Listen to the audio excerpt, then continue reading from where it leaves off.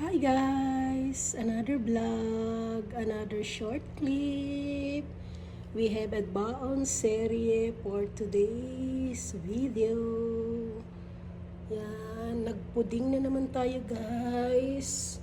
We have our puding. Our tinapay na supply. Ewan ko ano nang lasa nito.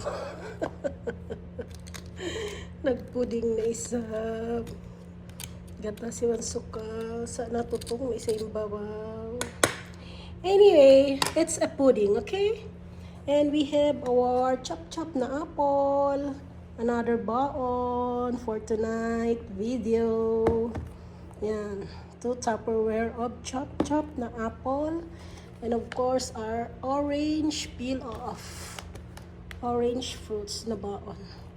So, yan lang guys, ang ating baon for today's video. Happy Arafah Day! So, we are fasting 30 minutes from now. Bye! Love you all!